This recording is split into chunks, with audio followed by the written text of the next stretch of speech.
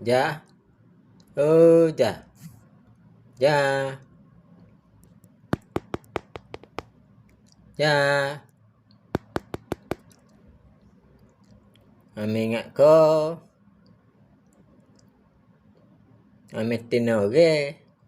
Apa ame tina ja baru?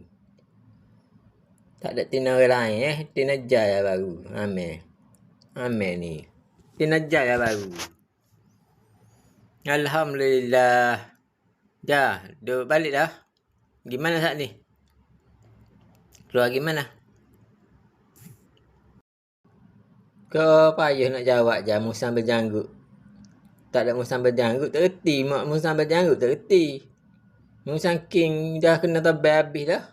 Marah. Marah. Dah tabah habis musang king. Marah. Katanya orang retuk ambil lagi dia jaga. Kawasan tu. Tahu. Marah gapo? Salah buat gapo tahu. Kita tabah habis. Kena tunggu perintah mahkamah lah. Tu pun tak tahu lagi. Excavator tu hak topek ke tak. Sebab Patani panggil Tok Amir dengan nama Topek. Kecik Patani. Dari Facebook Kecik Patani itu dia ada explain pasal Topek. Tok Amir yang datang berperang memerangi musuh ke Thailand. Memerangi musuh-musuh Thailand, mengetuai tentera, memerangi pemberontak dan pemisah pada tahun 1914 hingga 1997 ke 1992 gitu lah. Tak ingat lama. Dan Datuk Amir siap ke polis tentera untuk Malaysia.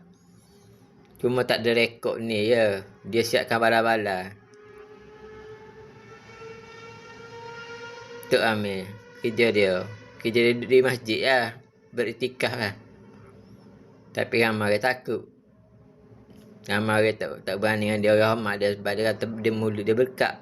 Dia kata gapo sama jadi. Jadi dia ya, tak kecil banyak. Waruskan. King waruskan. Daripada Istanbul ke Peshawar, Pakistan. Jumpa mak di Peshawar, Pakistan. Balik ke Thailand, nikah di Thailand. Allahumma salli ala sayyidina Muhammad.